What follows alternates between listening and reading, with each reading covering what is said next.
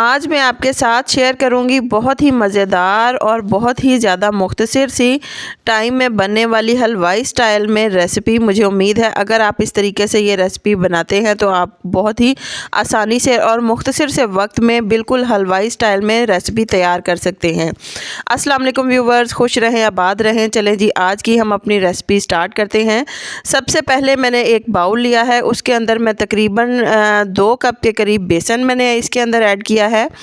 बेसन के बाद अब इसके अंदर मैं थोड़ा सा फूड कलर ऐड करूंगी। फूड कलर जो है ये मैंने जर्दा कलर ऐड किया है, आप लिक्विड में ही इसमें ऐड कर सकते हैं। अब इसके अंदर मैं पानी ऐड करूंगी और इसको अच्छी तरीके से मैं मिक्स करूंगी ताकि इसके अंदर बिल्कुल भी गुठली ना बने और ये बहुत ही अच्छा पेस्ट बन जाए। इसको थिक बिल्कुल नहीं करेंगे, नॉर्मल सा इसका पेस्ट बनाएंगे। अच्छी तरीके से इसको मैं मिक्स करती जाऊंगी। ये देखें, इसका सब बेहतरीन सा पेस्ट तैयार हो गया है, बिल्कुल भी गाढ़ा नहीं है। यहाँ पर मैंने कढ़ाई के अंदर मैंने घी ऐड किया है। इसके बाद मैंने लिया है 1 चम्मच, जिससे अक्सर हम चावल बनाते हैं। इसके ऊपर मैं अपना ये जो पेस्ट है बेसन का वो इसके ऊपर डालती जाऊंगी और इस तरीके से इसको टैप टैप करके हम बना लेंगे अपनी बेहतरीन सी बूंदी। बहुत अच्छी बूंदी तैयार होती है इस तरीके से। तकरीबन इसको 2 मिनट के लिए इसको कुक करेंगे। अब इसको इस तरीके से मैं सारी के बाहर निकाल लूँगी, अलहदा प्लेट में बर्तन में मैं निकाल लूँगी। यहाँ पर मैंने लिया है एक बर्तन, उसके अंदर मैंने ऐड की है चीनी। चीनी मैं उतनी ही ऐड करूँगी जितना कि मैंने बेसन लिया था। 2 कप बेसन लिया, उसके अंदर 2 कप मैंने चीनी अब इसके अंदर ऐड कर रही हूँ। इसके अंदर मैंने ऐड की है तकरीबन 4 से 5 सब्ज़ इलायची और 1.5 कप के करीब मैं इसके अंदर पानी ऐड करूँगी। इसका हम शीरा तैयार करेंगे। शीरा हम इस तरीके से तैयार करेंगे, ना तो ये बहुत ज़्यादा गाढ़ा होगा और ना ही ये बहुत ज़्यादा पतला होगा।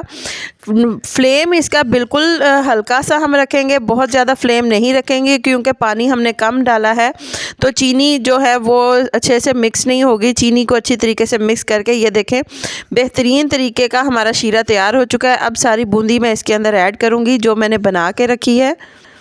इसी तरीके से सारी बूंदी मैं इसके अंदर ऐड करती जा रही हूँ और इसको हम कुक करेंगे तकरीबन 5 से 6 मिनट के लिए हम इसको कुक करेंगे। इसके अंदर मैंने ऐड किए हैं किशमिश और थोड़ी सी मैंने इसके अंदर कोकोनट ऐड किया है। आप अपने हिसाब से जो भी ड्राई फ्रूट इसके अंदर ऐड करना चाहें ऐड कर सकते हैं। ये बहुत ही मज़ेदार से ये लड्डू तैयार होते हैं इस तरीके से। अब इसका मैंने बिल्कुल स्लो फ्लेम कर दी है और स्लो फ्लेम करने के साथ इसको मैं तकरीबन 5 से 6 मिनट के लिए कुक करूँगी। अगर इसके अंदर थोड़ा सा चीनी का शीरा है वो भी सारा इसके अंदर खुश्क हो जाएगा क्योंकि हमें बिल्कुल शीरा इसके अंदर अब नहीं चाहिए, हमने इसके लड्डू तैयार करने हैं। ये सारा तकरीबन ये खुश्क हो रहा है। आहिस्ता आहिस्ता इसको मैं हिलाती जाऊंगी चम्मच के साथ ताकि ये बिल्कुल भी नीचे ना लगे। अच्छी तरीके से इसको मैं मिक्स करूंगी, सारा इसको मैं पलट दूंगी ताकि अच्छे तरीके से जो शीरा है वो सारी बूंदी में मिक्स हो जाए।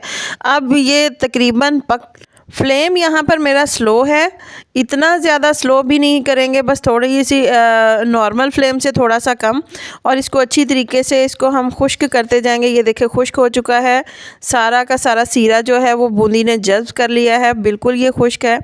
अब इसको मैं निकाल लूँगी एक अलहदा बर्तन में और अलहदा बर्तन में निकाल कर इसको मैं कर लूँगी ठंडा ताकि इसके बेहतरीन से मैं लड्डू तैयार कर सकूँ और जिस तरीके से मुझे चाहिए वो हम बना सकें।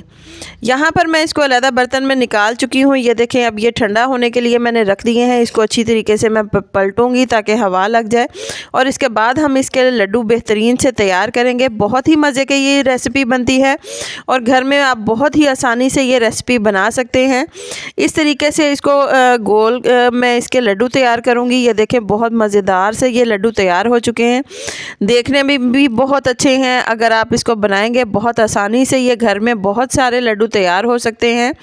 इस तरीके से आप बहुत ही कम वक्त में बहुत ही मज़ेदार और बेहतरीन से लड्डू तैयार कर सकते हैं। अगर आपको मेरी ये रेसिपी पसंद आए तो प्लीज़ इसे लाइक करें, शेयर करें, सब्सक्राइब करें। अल्लाह हाफ़िज़।